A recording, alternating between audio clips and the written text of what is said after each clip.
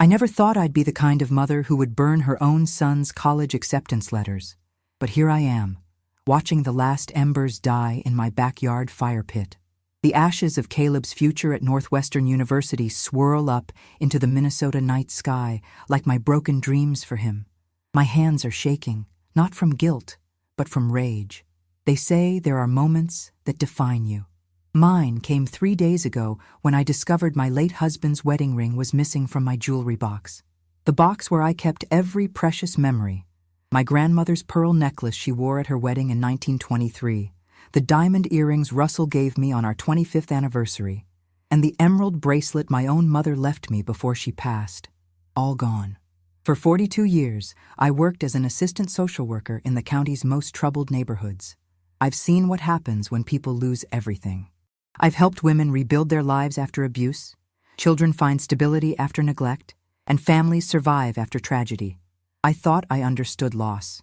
But standing in my bedroom, staring at that empty velvet-lined box, I felt a new kind of hollowness. The worst part wasn't discovering the theft. It was finding out who the thief was.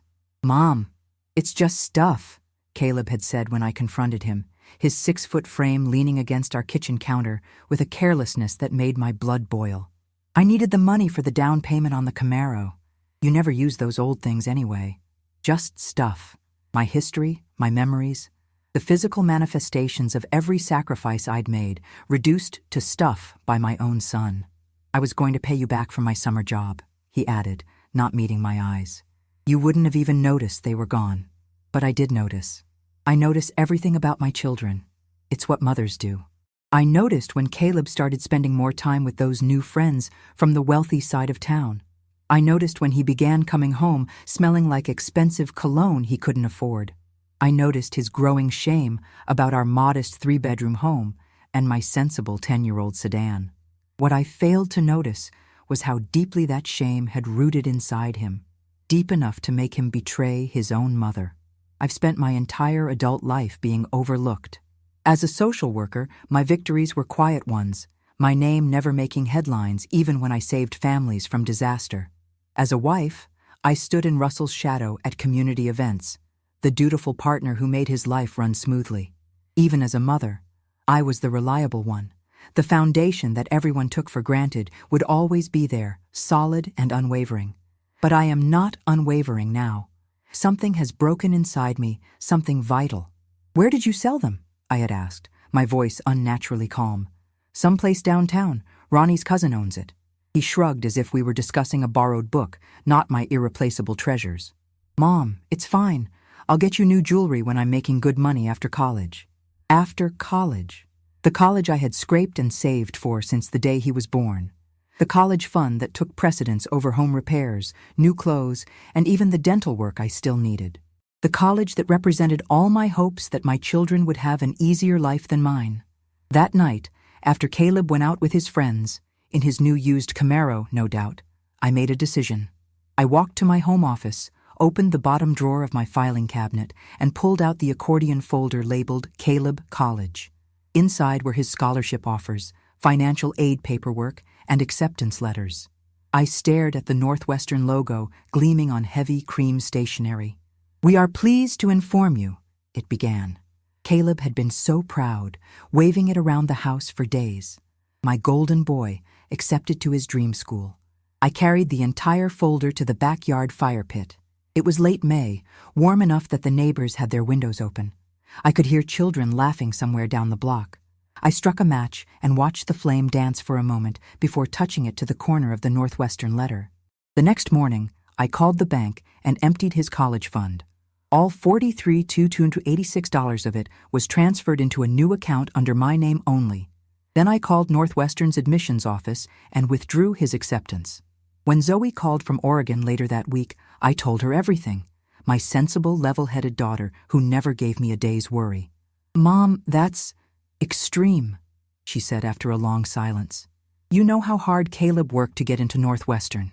"And I worked even harder to pay for it," I replied. "For 18 years, I've put away money I couldn't spare. I wore the same winter coat for a decade so he could have a college fund. I worked overtime and weekends. And how does he repay me? By stealing the only valuable things I own." He's just a kid making a stupid mistake. He's 18, Zoe. Old enough to vote, old enough to join the military, and old enough to understand that actions have consequences. Another silence. I could almost see her rubbing her forehead the way she does when she's stressed, just like her father used to. "What are you going to do with the money?" she finally asked. The question caught me off guard. I hadn't thought that far ahead. For 42 years, every financial decision I made was for someone else. For Russell's medical bills in the final years. For Zoe's nursing degree. For Caleb's future. Never for me. "I don't know," I admitted. "Maybe I'll take a trip." Zoe laughed, thinking I was joking. I wasn't.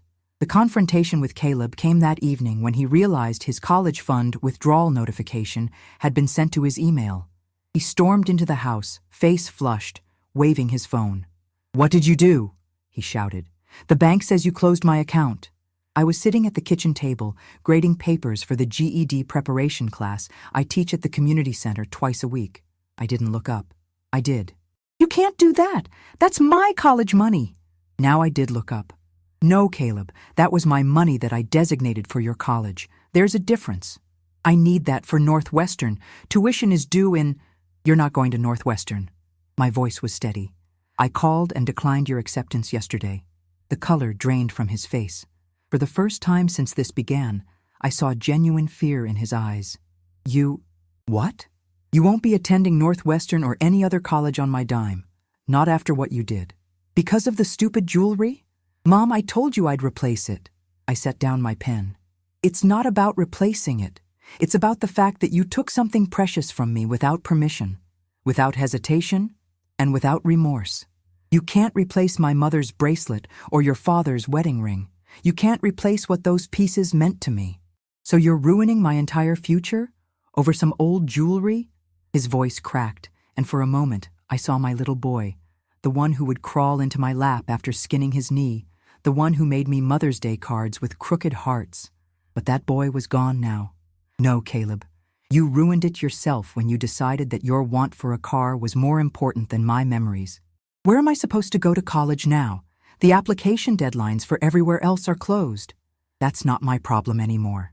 I stood up and carried my empty teacup to the sink. "You can get a job, save up, and apply again next year. Or you can take classes at the community college. Or you can join the military. There are plenty of paths forward that don't involve me funding them." He stared at me like I was a stranger. Maybe I was. Maybe this new version of me, the one who finally put herself first, was as unfamiliar to him as his thieving self was to me. "Dad would never have done this," he said, his final weapon. I smiled, though there was no warmth in it. "You're right. Your father was a kinder person than I am. But he also never had his wedding ring stolen by his son." Caleb left that night to stay with his friend Ronnie, the same friend who had connected him with the jewelry buyer. I didn't try to stop him. Instead, I sat on the back porch with a glass of wine, looking at the stars and feeling lighter than I had in years. The next morning, I called Loretta. "Girl, you did what?" she exclaimed when I told her about burning the acceptance letters. "I mean, I'm not saying he didn't deserve consequences, but damn, Hattie." I know it sounds harsh. I was sitting in my garden, phone pressed to my ear. The tomato plants needed staking. Everything in my life seemed to need support from me. But you didn't see his face when he talked about the jewelry, Loretta. Like it was nothing. Like my memories meant nothing. Have you tried looking for the pieces? Maybe this buyer still has them. I went to 3 pawn shops downtown yesterday. No one would tell me anything. I yanked a weed from between my tomato plants with more force than necessary. One guy even laughed when I described Russell's ring. Said gold prices are so high right now that it was probably melted down already. Loretta sighed. "Oh, honey. 43 years of marriage, reduced to melt value." My voice didn't sound like my own. "And my grandmother's pearls. They survived the Depression, World War II, everything. Only to be sold by my own son for a down payment on a Camaro. What does Zoe say about all this? She thinks I overreacted. Says I should be the adult in the situation." I laughed bitterly. "I've been the adult for 67 years, Loretta. I'm tired of it. So what's your plan now?" I paused, considering the question for the second time in 2 days. What was my plan? For as long as I could remember, my plans revolved around others. Get Russell to his doctor's appointments. help Zoe with her nursing school applications, save for Caleb's college. What did planning for myself even look like? I've been thinking about taking that senior bus tour to the Grand Canyon, I said finally. The one the community center advertised last month. The 2-week one? Loretta sounded surprised. But you always said you couldn't leave for that long because of your responsibilities. What responsibilities? My husband is dead. My daughter lives across the country. And my son… I trailed off. Well, my son has made it clear he doesn't need or respect me. The Grand Canyon, huh? I could hear the smile in Loretta's voice. That's a start. But honey, if I had $43,000 suddenly freed up, I'd be thinking bigger than a bus tour. That night, I couldn't sleep. I kept seeing Caleb's face when I told him I'd withdrawn his college acceptance. The shock, the betrayal, the same emotions I'd felt when I discovered my empty jewelry box. Around 2 a.m., I got up and went to the living room. The house was silent except for the ticking of the grandfather clock Russell had inherited from his parents. I sat in the dark, letting the familiar sound wash over me. What would you have done? I whispered to Russell's empty armchair. Would you have forgiven him right away? Would you have let him go to Northwestern anyway? Russell had always been the soft touch with the kids, the one who'd slip them an extra cookie when I wasn't looking, who'd let them stay up past bedtime to watch the end of a movie. But he'd also been the one who taught them about respect, about the importance of family history. He'd spent hours telling Caleb stories about each piece of jewelry in my collection, explaining their provenance and significance. He knew what they meant to us, I told the empty chair. He knew, and he took them anyway. The clock ticked on, offering no answers. By morning, I had made another decision. I called Dr. Fleming, the therapist I'd seen briefly after Russell died. She had an opening the following day. I'm struggling with some feelings I don't know how to process, I told her when I arrived at her cozy office overlooking a small park. Dr. Fleming nodded, her silver-framed glasses catching the afternoon light. Tell me what's been happening, Harriet. I explained the situation, trying to keep my voice steady. When I got to the part about burning the acceptance letters, her eyebrows rose slightly, but she didn't interrupt. I know it was extreme, I finished, but I don't regret it. Does that make me a terrible mother? She considered this for a moment. It makes you human. You've spent your life in service to others, as a social worker, as a wife, as a mother. And when someone violated your boundaries in such a profound way, you responded with a boundary of your own. A boundary? Is that what we're calling it? I couldn't keep the edge from my voice. Yes. You're saying, this is what happens when you cross this line. It may be a dramatic response, but it's clear.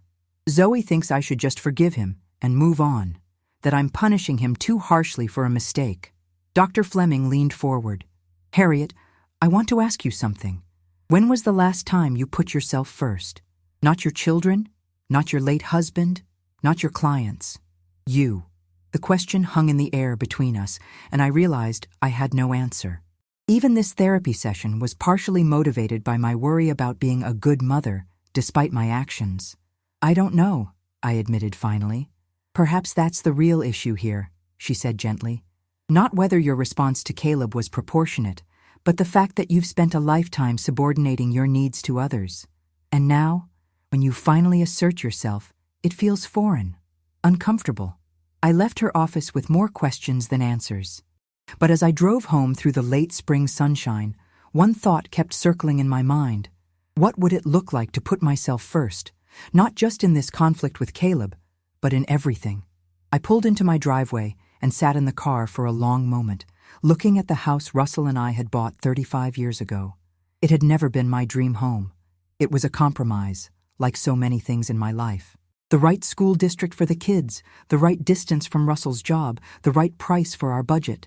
What would my dream home look like? I had never even allowed myself to consider the question. Inside, the answering machine was blinking.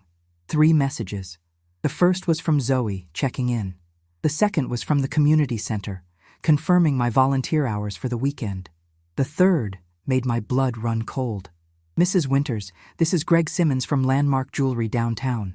I think we need to talk about some items your son brought in last week. Please call me back at…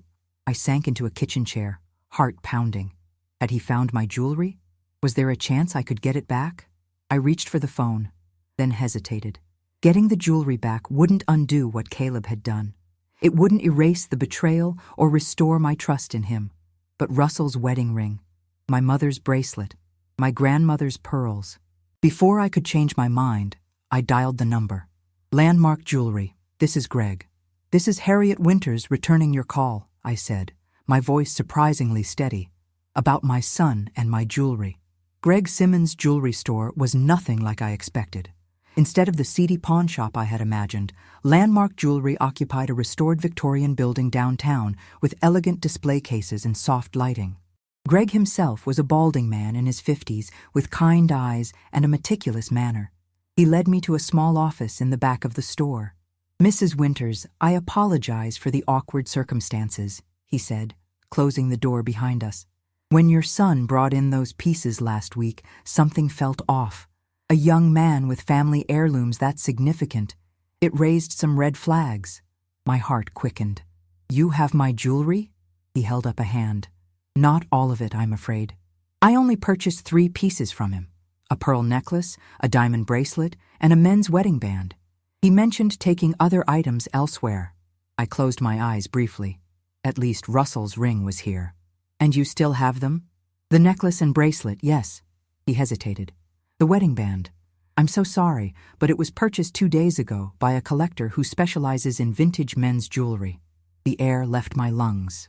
Russell's ring, the one I had slipped on his finger 43 years ago with trembling hands and a heart full of promises, was gone. Sold to a stranger who knew nothing of the life it represented. Do you have this collector's information? I asked, struggling to keep my voice even. Greg shifted uncomfortably. I can't share client details, but I could reach out on your behalf, explain the situation. Please, I said, the word catching in my throat. He nodded, then opened a drawer and removed a velvet tray.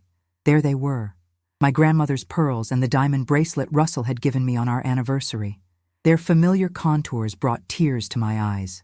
I held on to them because they're clearly family pieces. When items like these come in from someone so young, without documentation, he shrugged. In this business, you develop a sense for these things. I was planning to wait a week, then contact the police if no one came looking. I reached out, running my fingers over the pearls. They were cool to the touch, just as I remembered. How much did you pay my son for them?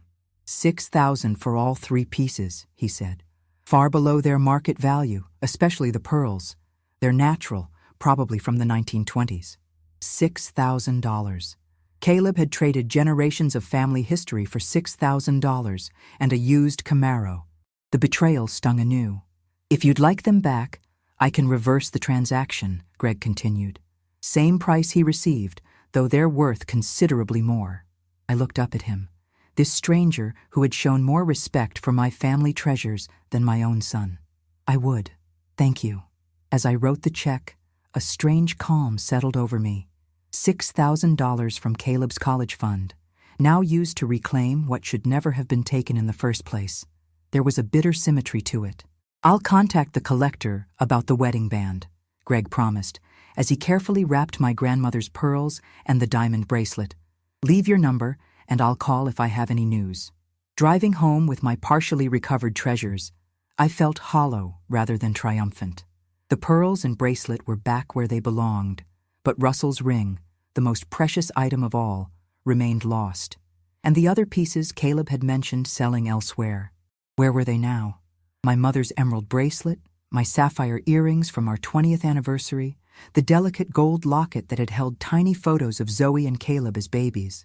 I pulled into my driveway just as the mail carrier was leaving. Bills, catalogs, and a thick envelope from Zoe filled my mailbox. Inside the house, I placed the recovered jewelry in my bedroom safe, no longer trusting the jewelry box on my dresser, before opening my daughter's package. Photos spilled out, along with a letter. The pictures showed Zoe and her colleagues at the hospital, candid shots of her life in Portland that she rarely shared. The letter was 8 pages long, her neat handwriting covering both sides of each sheet. Mom, it began, I've been thinking about our last conversation and about Caleb. I'm still processing what he did and your response. Neither of you is entirely right or wrong. I sat at the kitchen table reading my firstborn's careful analysis of the situation. ever the mediator, trying to find the middle ground. Zoe had always been the peacemaker in our family, even as a child, stepping between Russell and me during arguments, soothing Caleb's tantrums, smoothing over conflicts with her diplomatic skills. But there was no middle ground here, no compromise to be found between theft and trust, between betrayal and respect. Halfway through the letter, my phone rang. Caleb's name flashed on the screen. I let it go to voicemail. A minute later, it rang again and again. On the fourth call, I finally answered. "Mom," he said, his voice tight.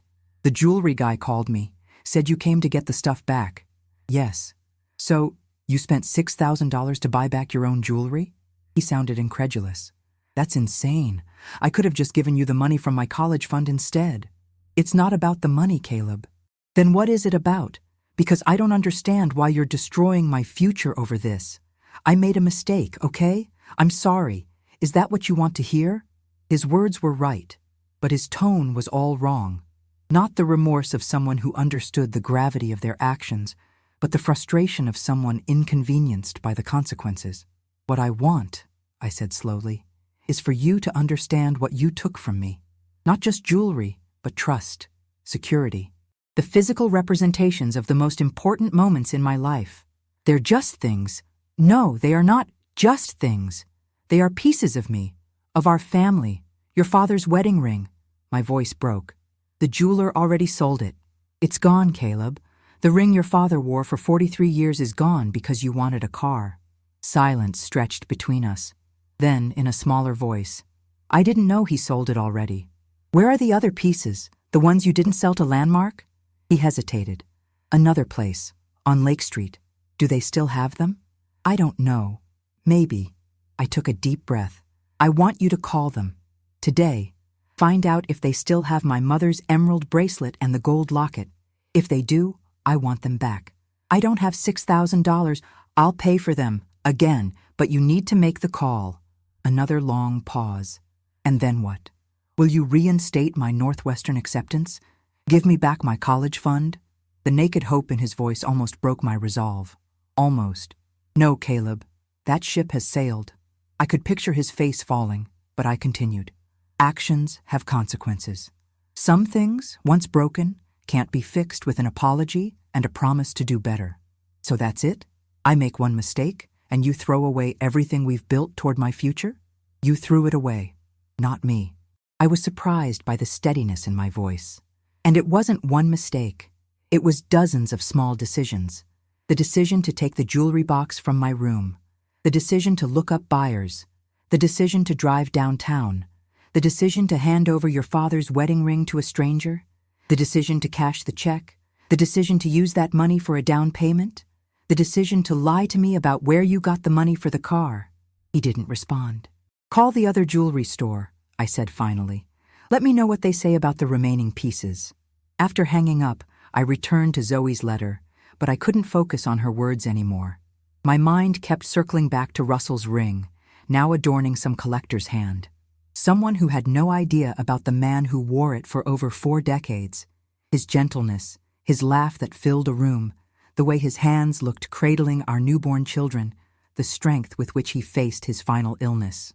The next morning, I woke early and drove to the lakeside path where Russell and I used to walk every weekend. The May sunshine sparkled on the water, and joggers passed me with cheerful nods. I found our favorite bench and sat, watching an elderly couple with matching windbreakers feed the ducks. "I don't know if I'm doing the right thing," I whispered, as if Russell could hear me. "Maybe I am being too harsh. Maybe I should forgive him and move on." A cool breeze rippled across the lake, carrying the scent of new growth and possibility. For the first time in days, I allowed myself to really feel the loss of Russell's ring, not just as a stolen object, but as the last physical connection to our marriage, the tangible symbol of our life together, now separated from me forever. Tears came then, hot and sudden. I let them fall, unconcerned about the joggers or the duck-feeding couple who might see. 5 years after his death, I was mourning Russell all over again, this time mourning the loss of the gold band that had linked us even after he was gone. When I finally returned home, exhausted and empty, there was a voicemail from Caleb. Mom, I called that other place. They still have the locket, but they already sold Mom's emerald bracelet. I'm sorry. I didn't think about what these things meant to you. I just saw dollar signs. It was the first genuine remorse I'd heard from him. Too little, too late. But there it was. I called him back. I'll pick up the locket tomorrow, I said without preamble. Text me the address and the price. I can do it, he offered. Save you the trip. No. My refusal was immediate.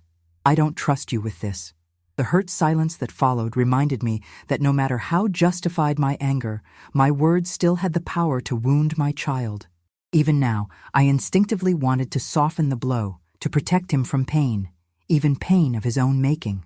But I didn't. Text me the details, I repeated, then ended the call.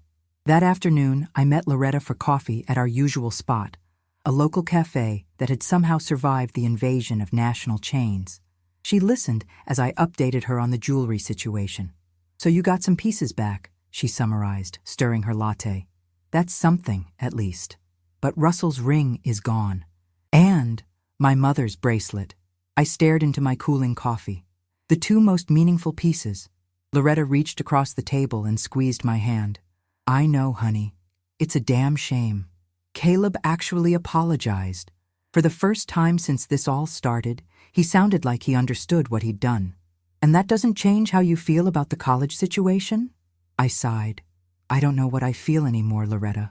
Part of me wants to forgive him completely, reinstate everything, pretend this never happened. That's what the old Harriet would have done. And the new Harriet? The new Harriet is tired of being taken for granted, tired of sacrificing everything for people who don't appreciate it. I looked up at my oldest friend. Is that selfish? Loretta snorted. Selfish? Girl, you've spent 67 years thinking about everyone but yourself. Maybe it's time for a little selfishness. Zoe thinks I'm having some kind of breakdown, that burning Caleb's acceptance letters was extreme and out of character. Maybe it was, but maybe in character for you has meant being a doormat for too long. Loretta leaned forward. Remember when Russell decided to take that job in Duluth without even discussing it with you? And you just packed up and followed him, leaving your position at the county? That was in character for you. Always accommodating, always adjusting. The memory stung. I had loved my job in Minneapolis, had just been promoted. The move to Duluth set my career back years, but I'd gone along with it because that's what wives did, what I did. You think I should stand my ground with Caleb? I think you already have, Loretta corrected. And I think it's about damn time. The question is, what are you going to do next? I hadn't told anyone about the decision I'd made after emptying Caleb's college fund. Not even Loretta. It had seemed too impulsive, too unlike me. But sitting across from my frank, fearless friend, I found the courage to say it aloud. I bought a ticket to Italy, I said quietly. I leave next month. Loretta's eyebrows shot up. Italy? Not the Grand Canyon bus tour? No. I felt a smile tugging at my lips despite everything. I've always wanted to see Florence, the art, the architecture, the food. Russell promised we'd go for our 40th anniversary, but then he got sick and I trailed off. So you're going alone? There was admiration in Loretta's voice. Not exactly. It's a small group tour. 2 weeks, 5 cities. I took a deep breath. I used some of Caleb's college money for it. First-class tickets, nice hotels, the works. I've never flown first class before. Loretta threw back her head and laughed, drawing glances from nearby tables. Oh, Hattie, that's perfect. Russell would love the irony. Would he? I wasn't so sure. Russell had always been more forgiving than me, quicker to smooth over conflicts and move on. He might have counseled reconciliation with Caleb, a gentler approach. But Russell had never had his wedding ring stolen by his son. The next day, I drove to the second jewelry store on Lake Street. Unlike Landmark, this one fit my initial expectations. A cramped space with barred windows and a buzzer system to enter. The transaction was quick and impersonal. I paid $2,100 for the gold locket, nearly 3 times what Caleb had received for it. As I drove home with the locket in my purse, I felt a curious lightness. 3 pieces recovered, 2 lost forever. It wasn't the outcome I had hoped for, but there was a finality to it now. Time to move forward. That evening, I started packing away Russell's remaining clothes. They had hung in our closet for 5 years since his death, unworn but still carrying faint traces of his scent.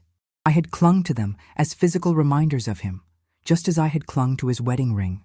But the ring was gone now, and somehow that made it easier to fold his flannel shirts and wool sweaters into donation boxes. It was time to stop living in the shadow of my grief, time to stop defining myself solely as Russell's widow, as Zoe and Caleb's mother, as everyone's support system. Time to find out who Harriet Winters might be on her own terms. I was sealing the last box when my doorbell rang. Through the peephole, I saw Caleb standing on my porch, shoulders hunched against the evening chill. My first instinct was to ignore him, but something in his posture, a vulnerability I hadn't seen in years, made me open the door. "Hi, Mom," he said softly. He looked younger somehow, more like the boy I remembered than the entitled young man who had dismissed my jewelry as just stuff. His hair was uncombed, his eyes red-rimmed. Caleb. I didn't invite him in. He shifted his weight from one foot to the other. I sold the Camaro." This surprised me. "Why?" "It didn't feel right, driving it around knowing how I got it." He looked down at his feet. "I thought maybe if I gave you the money back, you might reconsider about Northwestern." So that was it. Another angle to get what he wanted. My momentary softening hardened again. "The deadline for accepting their offer has passed, Caleb. Even if I wanted to, I couldn't reinstate your acceptance." His face fell. "Oh." We stood in uncomfortable silence, the porch light attracting moths that fluttered around our heads. Finally, I asked, "Where are you staying?" "With Ronnie still. His parents said I can crash there until I figure things out." He hesitated. "I got a job at the mall, at the food court. It doesn't pay much, but it's something." Despite everything, a flutter of maternal pride stirred in me. It was a small step toward responsibility, at least. "That's good," I said, meaning it. Another pause, heavier this time. "Mom, I really am sorry." His voice cracked. "Not just because of the consequences, but because I hurt you. I didn't think about what those things meant to you. I was selfish and stupid." The apology sounded genuine, but I'd been fooled before. "What do you want from me, Caleb?" He looked startled by the directness of the question. I want things to go back to how they were." "They can't," I said, not unkindly. "Too much has happened." "Then what happens now?" He sounded lost, like the little boy who used to crawl into my bed during thunderstorms. I sighed. "I don't know. We figure it out day by day, I guess. Can I come home?" The question was barely audible. It was the question I had been dreading. The old Harriet would have said yes immediately, welcomed him back with open arms, pretended the betrayal had never happened. But the new Harriet, the one who had burned acceptance letters and booked a ticket to Italy, hesitated. "Not yet," I said finally. "I need more time." His face crumpled, but he nodded. "Okay, I understand." Did he? I wasn't sure I understood myself. All I knew was that I wasn't ready to go back to the way things were, to being taken for granted, to putting everyone else's needs before my own. "I'm going away for a while," I told him. "I've booked a trip to Italy. I leave in 3 weeks. His eyes widened. "Italy? By yourself?" "With a tour group." I didn't explain further, didn't tell him it was his college money funding my adventure. That would just reopen wounds barely beginning to scab over. "How long will you be gone?" 2 weeks, I said. "When I get back. Maybe we can talk more then." He nodded again, looking slightly dazed. I supposed it was a lot to process. His straight-laced, predictable mother suddenly jetting off to Europe while he was living on a friend's couch and working at the food court. Life had a way of surprising you like that. After Caleb left, I returned to the boxes of Russell's clothes. As I carried them to the car to drop off at the donation center tomorrow, I thought about my upcoming trip. Florence, Venice, Rome, Siena, the Amalfi Coast. Places I had only seen in movies and travel magazines. Places Russell and I had always planned to visit someday. Someday had finally arrived, just not in the way either of us had imagined. I placed the last box in my trunk and closed it, feeling the finality of the action. Another chapter ending, another beginning on the horizon. Back inside, I opened my safe and took out the recovered jewelry. My grandmother's pearls, the diamond bracelet, the gold locket. I opened the locket carefully, revealing the tiny photos of Zoe and Caleb as infants. Their newborn faces looked up at me, unblemished by time or disappointment or betrayal. I snapped it shut and slipped it around my neck, the gold warm against my skin. Some connections remained unbroken, even in the midst of everything that had changed. That night, I dreamed of Russell. We were walking along the lakeshore, as we had done so many Sundays during our marriage. In the dream, he took my hand, his wedding ring glinting in the sunlight. "You're doing fine, Hattie," he said, his voice as clear as if he were really beside me. "It's your turn now." I woke with tears on my cheeks and his words echoing in my mind. Your turn now. After a lifetime of putting others first, it was finally my turn to discover who I could be on my own terms. In the pre-dawn darkness, I reached for my phone and sent a text to Caleb. "The guest room is yours if you need it, but things will be different. We'll talk when I get back from Italy." Then I opened my laptop and began researching Italian phrases I would need to know for my trip. A new day was dawning, in more ways than one. The morning of my departure for Italy dawned clear and bright, Minnesota showing off its early summer splendor as if to make me reconsider leaving. I stood in my bedroom, staring at my carefully packed suitcase, a new one, purchased specifically for this trip. My old luggage had been serviceable, but shabby, the kind you buy when practicality trumps all other considerations. The sleek navy spinner on my bed represented the new Harriet, someone who valued quality and, dare I say it, a touch of luxury. Caleb had moved back into the guest room 2 weeks ago. Our coexistence was strained but civil, a delicate dance of polite exchanges and careful distance. He left early for his mall job and often returned late, spending his free time with Ronnie or at the library researching community college options for the fall. I appreciated the space he gave me, sensing that he was trying to demonstrate respect for my boundaries, a concept that seemed entirely new to him. I heard his door open down the hall, followed by the familiar shuffle of his morning routine. A few minutes later, a knock on my bedroom door. "Mom, you need a ride to the airport?" I opened the door to find him fully dressed, despite the early hour, car keys already in hand. An olive branch. "That would be nice," I said. "Thank you." The drive to the Minneapolis-St. Paul International Airport was mostly silent, the radio playing softly in the background. I watched the familiar landmarks of my city slide past the window, struck by the strange mixture of anticipation and anxiety churning in my stomach. I had never traveled internationally before, had never gone anywhere significant without Russell or the children, had never been solely responsible for my own adventure. "You sure you've got everything?" Caleb asked as he pulled up to the departures terminal. "Passport? Euros?" "Yes, to both." I was touched by his concern, though I wondered if it stemmed from genuine care or from the fear that I might need to return home early and interrupt the freedom of having the house to himself. He helped me with my luggage, then hovered awkwardly on the curb. In the harsh morning light, I could see the man he was becoming in the angles of his face, so like Russell's, yet with my stubborn chin. Despite everything, love for him expanded in my chest, complicated now by disappointment and wariness, but still undeniably there. "Have a good trip, Mom," he said finally, leaning in for a brief, stiff hug. "I will."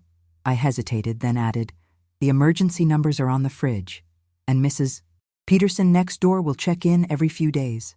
He rolled his eyes, a glimpse of the old Caleb. "Mom, I'm 18, not 8. Humor your mother," I replied, the familiar exchange almost comforting in its normalcy. Inside the terminal, I navigated check-in and security with the careful attention I'd once given to preparing case files as a social worker. The first-class check-in line was blissfully short, another small luxury purchased with the money that should have funded Caleb's education. I still felt twinges of guilt about that, but they were increasingly overshadowed by a novel sense of entitlement to my own joy. The first-class lounge was another revelation, quiet, comfortable, with complimentary food and drinks that made my usual airport routine of bringing my own sandwich seem quaintly frugal. I sipped a surprisingly decent coffee and watched business travelers tap at laptops while I waited for boarding. A text from Zoe lit up my phone. "Have a wonderful time, Mom. Can't believe you're finally going to Italy. Dad would be so proud. Send pics. Love you." Unlike Caleb, Zoe had been enthusiastic about my trip from the moment I told her. "It's about time you did something for yourself," she'd said during our last phone call. "I've been worried about you rattling around in that house alone." I hadn't corrected her assumption that I was traveling alone because of empty nest syndrome rather than because of her brother's betrayal. Let her keep her illusions about our family harmony. She had enough to worry about with her demanding nursing job and her own nascent relationship with a surgical resident. On the plane, I settled into my spacious first-class seat with a sense of unreality. A flight attendant appeared with a glass of champagne before takeoff, and I accepted it with only mild embarrassment. The woman next to me, an elegant silver-haired executive type, raised her own glass in a silent toast. I smiled back, feeling like an imposter in this world of casual luxury. "First time in first class?" she asked, her tone friendly rather than condescending. "Is it that obvious?" She laughed. "You have that 'I don't quite belong here' look. I had it too, my first time." "I'm Grace, by the way." "Harriet," I replied. "And yes, this is definitely a first for me. Business or pleasure?" "Pleasure. I'm joining a tour group in Rome." She nodded approvingly. "Italy is magical. Where are you visiting?" As I outlined my itinerary, I felt a spark of connection with this stranger. Grace had traveled extensively for work and pleasure, and she offered tips for each city on my list with the easy confidence of someone accustomed to navigating the world on her own terms. "And you're traveling alone?" she asked eventually. "Yes." I didn't elaborate, unsure how to explain the complicated circumstances that had led to this trip. "Good for you," she said, surprising me. "Too many women never learn to enjoy their own company. They go from their parents' home to their husband's home to being surrounded by children, and they never discover who they are when no one is watching." Her words struck a chord so deep I nearly flinched. Wasn't that exactly what I had done? Moved from my parents' expectations to Russell's needs to my children's demands, always defining myself in relation to others? "I'm a bit of a late bloomer in that respect," I admitted. Grace smiled. "Better late than never. Some women never bloom at all." The conversation shifted to other topics, but her observation lingered in my mind as we crossed the Atlantic. Who was I when no one was watching? I hardly knew. But perhaps this trip would begin to answer that question. In Rome, I met my tour group at a boutique hotel near the Spanish Steps. There were 12 of us in total, mostly retirees like myself, led by Marco, an exuberant Roman in his 40s with an encyclopedic knowledge of Italian history and an endearing tendency to gesticulate wildly when excited. "Welcome to the Eternal City," he announced as we gathered in the hotel's breakfast room for orientation. "For the next 2 weeks we will explore the heart and soul of Italy together. We will eat too much, drink excellent wine, and fall in love with my beautiful country." His enthusiasm was infectious, and I felt the last of my travel anxiety melting away. This was actually happening. I, Harriet Winters, was in Rome, without my family, without responsibilities, without anyone's expectations but my own. That first evening, we dined together at a local trattoria, getting acquainted over pasta carbonara and carafes of house wine. I found myself seated between a retired history professor from California named Edward and a widowed dental hygienist from Florida named Brenda. "First time in Italy?" Edward asked, twirling pasta with practiced ease. I nodded. "First time in Europe, actually." "What made you choose Italy for your European debut?" Brenda inquired. The question was innocent, but it brushed against the raw edges of my recent trauma. How to explain that I was here because my son had stolen my jewelry and I had canceled his college education in retaliation? "My late husband and I always planned to visit," I said instead. "We never made it while he was alive, so I decided it was time to fulfill that dream." It wasn't untrue, just incomplete. "How long has he been gone?" Brenda asked softly. 5 years in October." She reached over and squeezed my hand briefly. "Mine's been gone 8 years. It gets easier, but the milestones are still hard." The simple acknowledgement of shared experience brought unexpected tears to my eyes. I blinked them away, grateful when Edward tactfully changed the subject to the next day's itinerary. Later, in my hotel room, I unpacked my recovered jewelry from its travel pouch. I had brought my grandmother's pearls, the diamond bracelet, and the gold locket containing Zoe and Caleb's baby photos. Despite everything, I couldn't bear to leave them behind, vulnerable to another betrayal. They would accompany me on this journey, these tangible links to my past. I fastened the locket around my neck, then opened my laptop to send a quick email to Zoe and Caleb, letting them know I'd arrived safely. Caleb replied almost immediately with a brief, "Glad you made it. House is fine." Zoe's response came an hour later, full of excited questions about Rome and requests for photos. I sent them both the same picture, a selfie I'd awkwardly taken at dinner, the Colosseum illuminated in the background. It wasn't a great photo, my smile slightly strained, the lighting unflattering. But it was proof that I was here, that I had done this bold thing. Sleep came easily that night, my body exhausted from travel and my mind quieted by the gentle hum of a foreign city outside my window. The next 5 days were a blur of ancient ruins, Renaissance art, and spectacular food. Marco led us through the Forum and the Colosseum, through the Vatican museums and St. Peter's Basilica, through hidden piazzas and local markets. I took hundreds of photos, not just of the sights, but of small details that caught my eye. An old woman hanging laundry from a balcony festooned with geraniums, a pair of cats napping in a sunbeam on ancient marble, a street musician playing a haunting melody on a weathered violin. I discovered that I had a good eye for composition, something I'd never known about myself. Photography became a way of seeing the world anew, of noticing beauty in unexpected places. Each evening, I would review my day's photos in the hotel, selecting the best to send to Zoe and occasionally to Caleb. On our last night in Rome, before moving on to Florence, I found myself sitting in a small wine bar with Edward, Brenda, and a retired couple from Toronto named Jean and Paul. The others had returned to the hotel, tired from a long day of walking, but our little group had been reluctant for the day to end. "To new friends," Jean proposed, raising her glass of Montepulciano.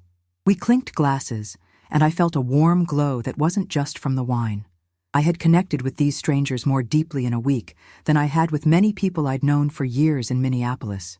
There was a freedom in being known only as I presented myself now, unencumbered by decades of history and others' expectations. "You know what I love about traveling at our age?" Paul said, swirling his wine thoughtfully. "We've lived enough to appreciate what we're seeing. These 20-somethings with their backpacks and selfie sticks, they're seeing the same sights, but they don't have the context we do." "Speak for yourself," Brenda laughed. "I'd trade my wisdom for their knees any day." The conversation flowed easily, touching on our varied lives and experiences. I found myself sharing stories about my social work career, about raising Zoe and Caleb, about Russell's long illness. I even mentioned my upcoming birthday. I would turn 68 in Florence, which prompted promises of a celebration. What I didn't share was the recent drama with Caleb and the jewelry. That wound was still too fresh, too personal to expose to these new friendships. As we walked back to the hotel through the warm Roman night, Edward fell into step beside me. "You seem different than when we first met in Rome," he observed. "More relaxed." "Italy agrees with you. I considered this. I think you're right. I feel different here. More present. Travel has a way of doing that. Removes us from our routines, forces us to see with new eyes." He smiled, his academic's face thoughtful in the streetlight. The ancient Romans had a saying, "Solvitur ambulando." It is solved by walking. What is solved? Everything. Life's problems, the mind's questions, the heart's uncertainties. He gestured around us at the ancient city. They believed that movement, literal and metaphorical, was the key to clarity. I thought of my own journey, not just the physical distance I had traveled from Minneapolis to Rome, but the emotional terrain I had covered since discovering my empty jewelry box. Was I finding clarity? Perhaps. At the very least, I was finding a version of myself I hadn't known existed. Someone who could navigate foreign cities, make new friends, appreciate beauty for its own sake, and put her own needs first. Florence greeted us with Renaissance splendor and, coincidentally, my 68th birthday. True to their word, my new friends arranged a celebration, convincing Marco to secure a private room at a local restaurant. There was tiramisu with a candle, off-key singing in a mix of English and attempted Italian, and heartfelt toasts that brought tears to my eyes. "To Harriet," Edward said, raising his glass, "who reminds us it's never too late to begin a new chapter." Later, back in my hotel room overlooking the Arno River, I called Zoe. "Happy birthday, Mom," she exclaimed. "How does it feel to turn 68 in Florence?" "Surreal," I admitted, "but wonderful. I had a lovely dinner with my tour group." "I'm so glad. You deserve this, Mom. After everything with Dad and—" she hesitated, "and everything else." I knew she was alluding to the situation with Caleb, which we had discussed only obliquely since my departure. "Have you talked to your brother lately?" I asked, unable to help myself. "Yesterday, actually. He seems different, more serious. He mentioned applying to community college for the fall semester." This was news to me. Caleb had been researching options, yes, but he hadn't told me about actually applying. "That's good," I said carefully. "Did he say what he wants to study?" "Social work, believe it or not." The answer stunned me into silence. Social work? Like mother? Like son? After years of Caleb dismissing my career as underpaid and thankless? "Mom, are you still there?" "Yes, just surprised," I managed. "That's not a field I ever imagined him pursuing." "I think recent events have given him a new perspective," Zoe said diplomatically. "Anyway, he asked for your address in Venice, said he wants to send you something." I gave her the hotel information, curious but wary. What could Caleb possibly want to send me? The next day brought the art treasures of Florence. Michelangelo's David, towering and perfect in the Accademia.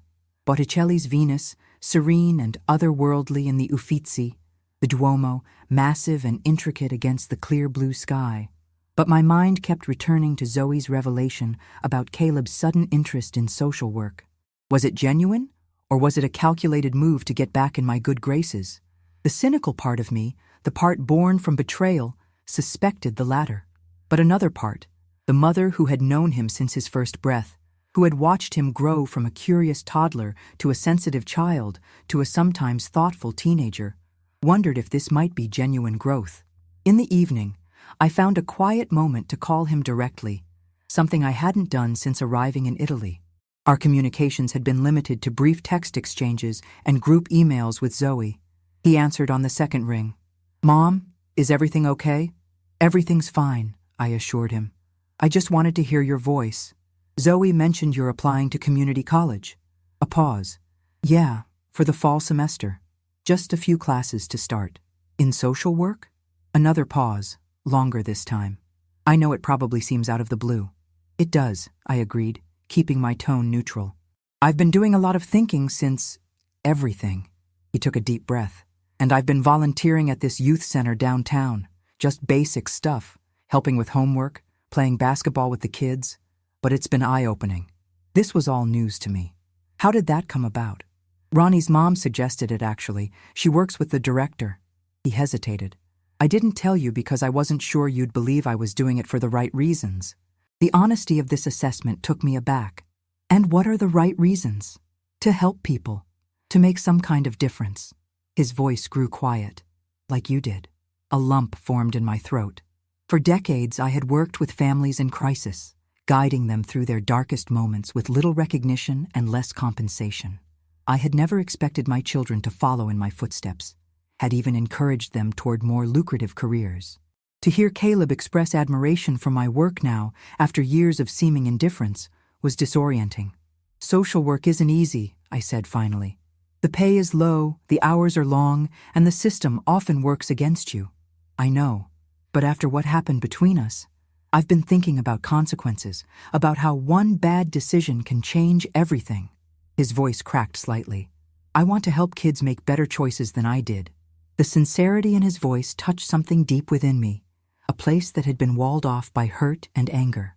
Was this the beginning of real change, or just another disappointment waiting to happen?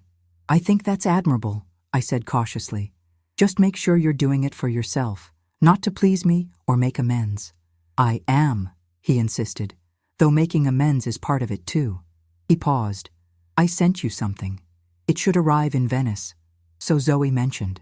"Do I get a hint?" "Just don't get your hopes up too much. It's not everything, but it's a start." We talked a while longer, about his job at the mall. He'd been promoted to shift supervisor.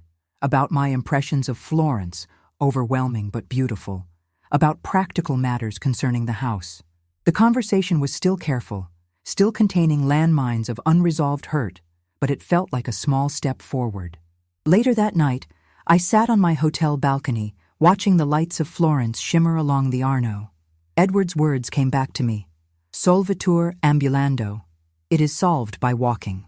Perhaps this journey, both the literal one through Italy and the metaphorical one through betrayal and its aftermath, was indeed bringing solutions, or at least clarity. In Siena, I fell in love with the medieval city's warm ochre buildings and winding streets. Our group spent a magical day exploring the shell-shaped Piazza del Campo, climbing the Torre del Mangia for panoramic views, and admiring the zebra-striped Duomo. I bought hand-painted ceramics for Zoe and, after some deliberation, a leather journal for Caleb with the Sienese symbol of the she-wolf embossed on its cover. That evening, sitting in a quiet courtyard restaurant, I realized I had gone a full day without thinking about the stolen jewelry or the canceled college fund. The wounds were still there, but they no longer defined every moment. Like the scars from Russell's death, they were becoming part of my story rather than its entirety. Venice was our final major stop, a floating dream of a city that seemed impossible despite the evidence of my own eyes. Marco led us through the labyrinthine streets, across countless bridges, and finally to the breathtaking expanse of St. Mark's Square. Our hotel was a converted palazzo on a quiet canal, its rooms featuring Murano glass chandeliers and windows that opened onto private Juliet balconies. The package from Caleb was waiting for me at the front desk, a small box wrapped in plain brown paper, postmarked Minneapolis. I took it up to my room, my heart beating faster than it should. Inside the box was a smaller velvet jewelry case and a handwritten letter. I opened the letter first, recognizing Caleb's distinctive scrawl. "Mom," it began, "I know this doesn't fix everything, but I wanted you to have it while you're in Italy. It took some detective work, but I managed to track down the collector who bought Dad's wedding ring." My hand flew to my mouth. It couldn't be. I set down the letter with trembling fingers and opened the velvet case.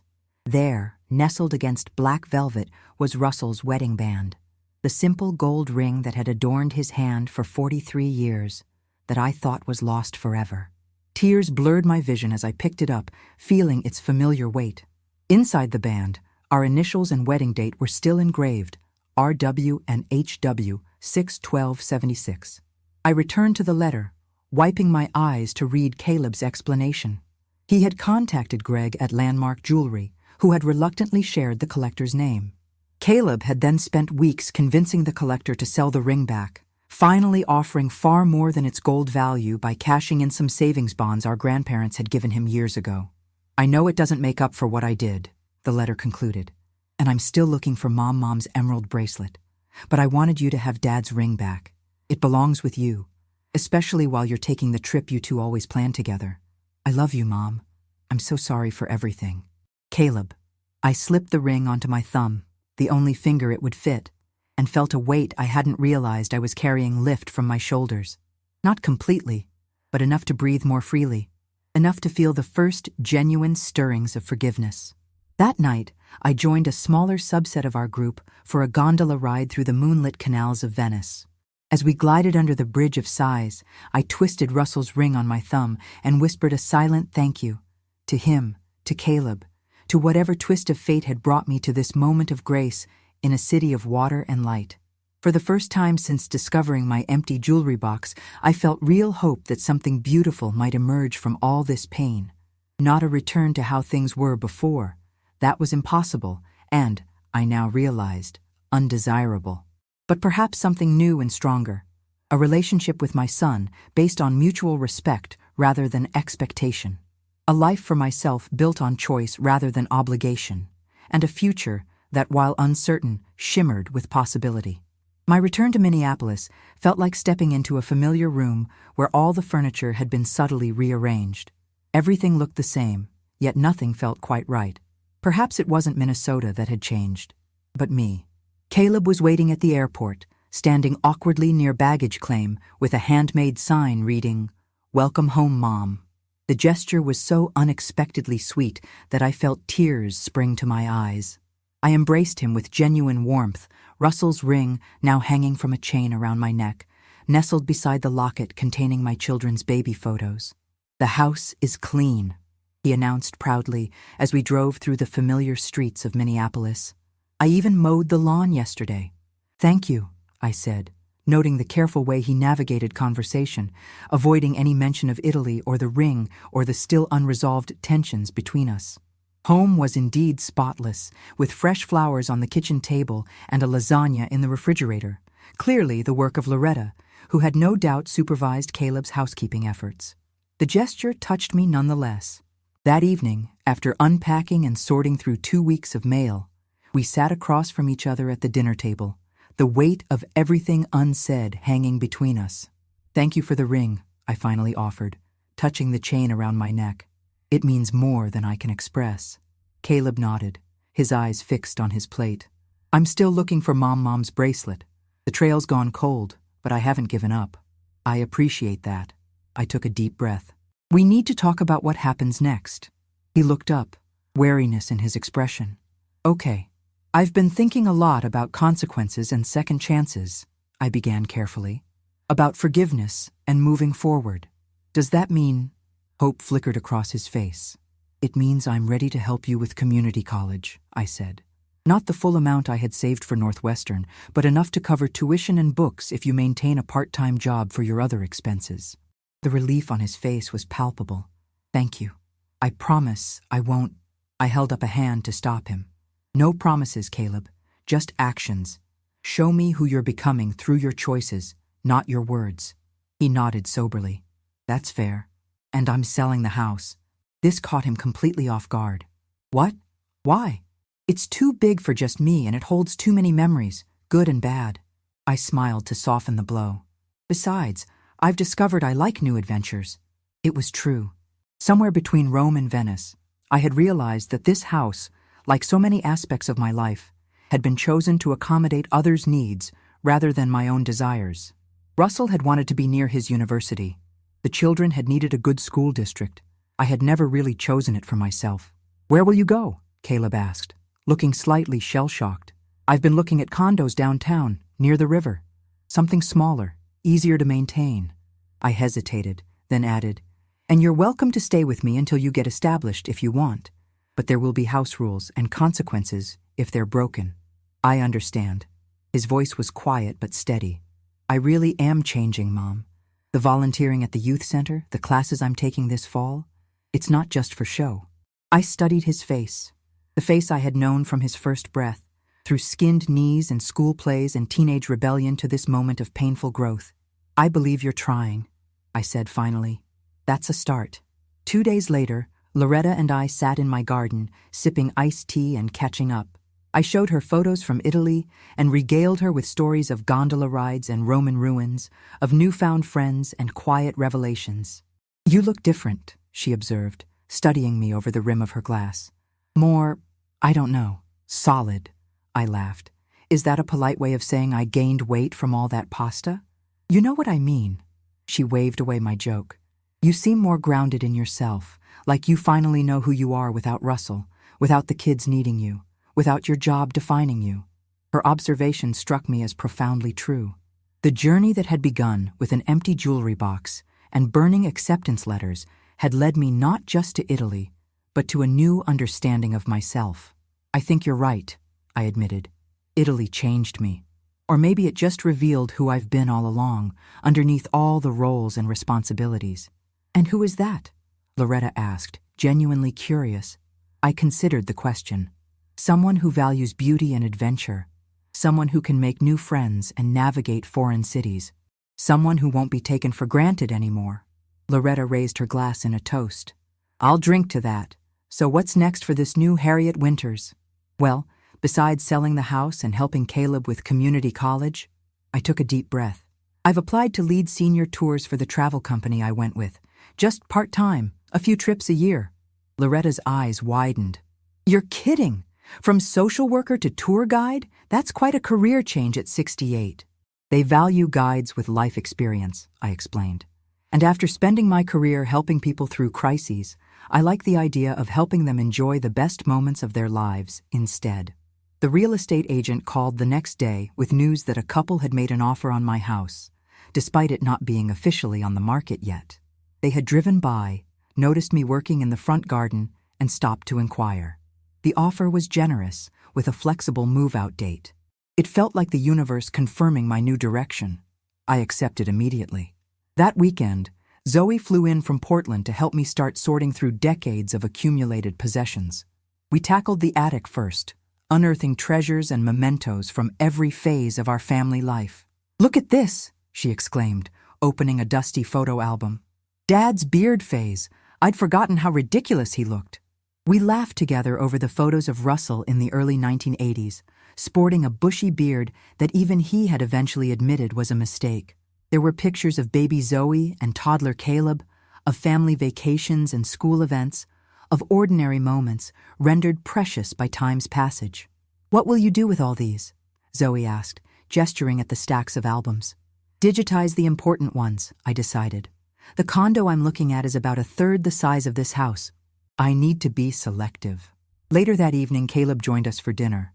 There was still tension, still careful navigation of sensitive topics, but also moments of genuine warmth and connection.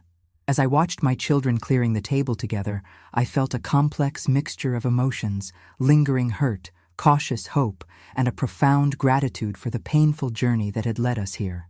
The most unexpected change since my return was my connection with Edward, the retired history professor from my tour group. What had begun as friendly conversation in Roman wine bars had evolved into daily emails and occasional phone calls. He lived in San Francisco, but was planning a visit to Minneapolis in the fall.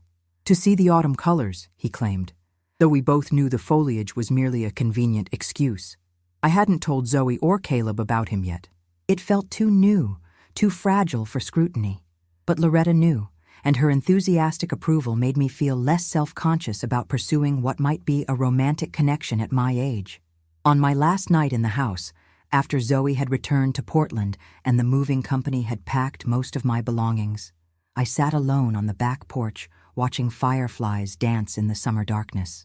Russell's wedding ring hung warm against my skin, a comforting weight that now represented not just what I had lost, but what I had found: the courage to begin again, to forge a new path, to demand respect from those I loved most.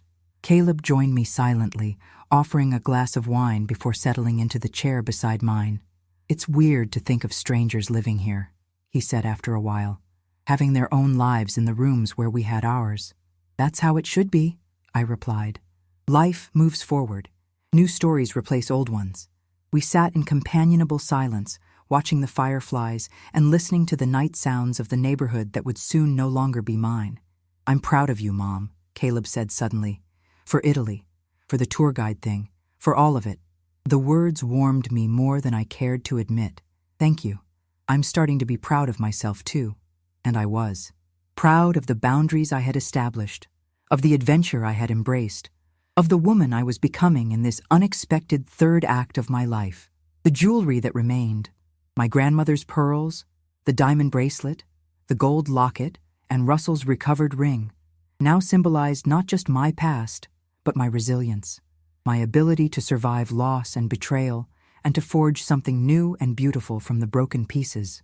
The next chapter of my life would be written entirely on my own terms. And for the first time in 68 years, I couldn't wait to see what happened next. If this story resonated with you, please hit the like button and share it with someone who might need to hear it.